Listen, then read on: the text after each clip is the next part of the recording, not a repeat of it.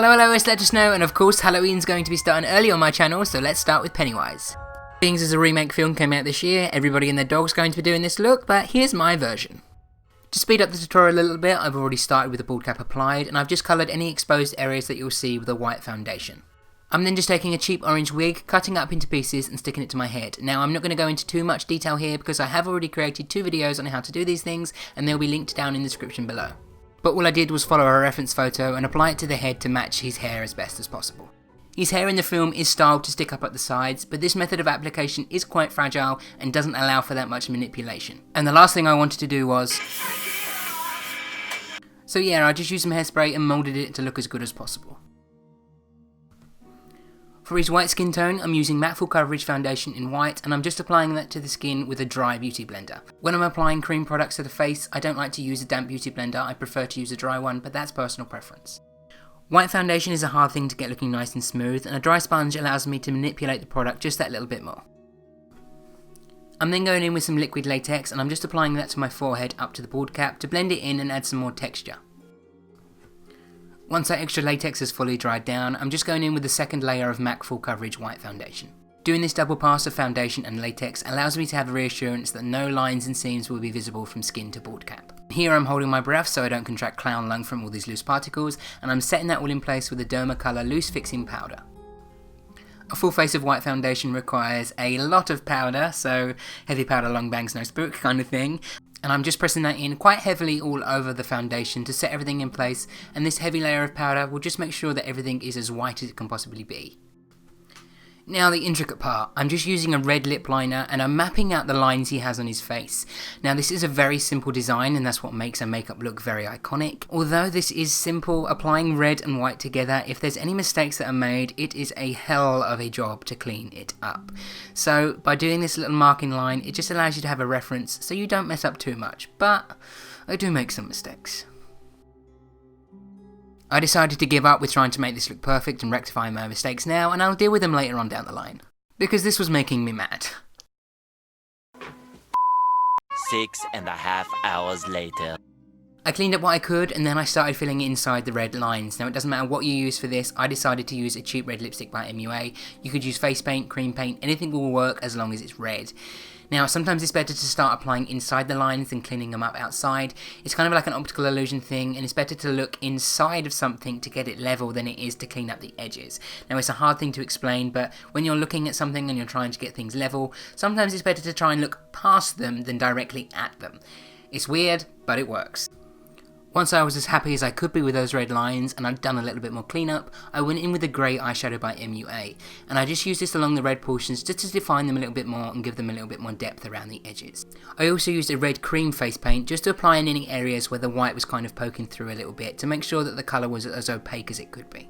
Sometimes face paint colours do kind of mix together a little bit, and this just helps to tidy it up and make it look a bit more crisp. To deepen the eyes and add a bit of a base, I'm using a Maybelline Colour Tattoo in the colour Vintage Plum. Now he hasn't got very much eye makeup in the film, but it looks a bit bold to me and a little bit bare if you don't kind of darken up the eyes a little bit.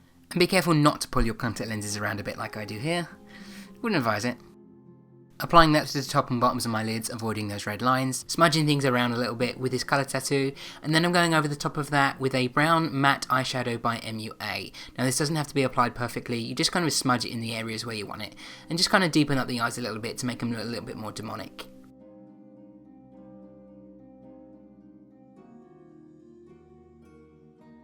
Now it does look like he has kind of eyebrows, but they're more kind of like carved into his face. So I'm just taking a grey eyeshadow by MUA again, and I'm applying this to be like kind of quite high arched brows, kind of like very exaggerated, expressive brows. But leaving them like this, they look a little bit fake and a little bit too draggy, so I'm just going over the top of them with MAC Studio Fix Foundation in Shivering White, and I'm just doing this to kind of like blur them into the face a little bit, give them a little bit more coverage of white over the top so they kind of blend in with the skin tone.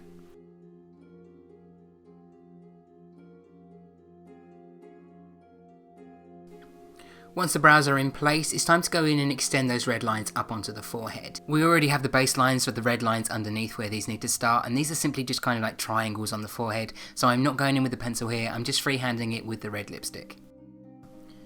Then darkening up those points with the red cream face paint again.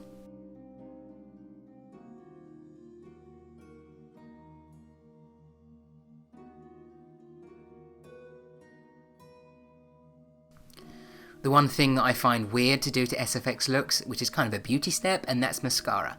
I'm using this across my lashes, and I'm actually pouncing the wand on my skin to give these kind of black blotches and places around the eyes. Then I'm using a black eyeliner, very gently, just adding a little bit more depth and detail to the eyes themselves. None of this application has to be neat, you want it to look like the makeup's worn in and kind of smudged all over the place. The crowning feature to this look that brings everything together is adding texture to the skin, and for this I'm using 3 water activated face paints by Snazaroo.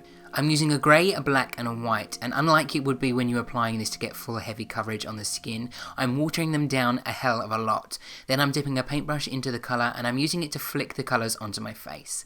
Now you may think, why am I using a white here, but that's there purely to make sure that if I go too hard with the grey or the black, I can add some white speckles back into it to kind of blur them out. The same concept as being like making it look like it's airbrushed to the skin.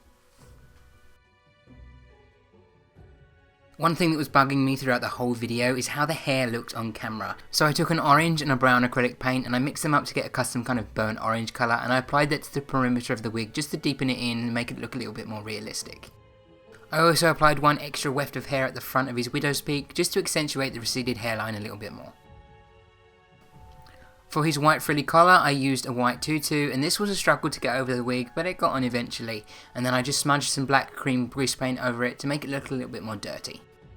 Now this part I almost forgot entirely, and I did actually film some beauty shots without it, but I have to do his red nose, and I just applied some red lipstick to the tip of my nose, following what it kind of looks like as close as possible to what it is in the film. And for his 2 front little buck teeth, which were impossible to stop getting the red lipstick on, I just formed these out of polymorph plastic, and I very roughly moulded them to mimic his 2 front sharp teeth.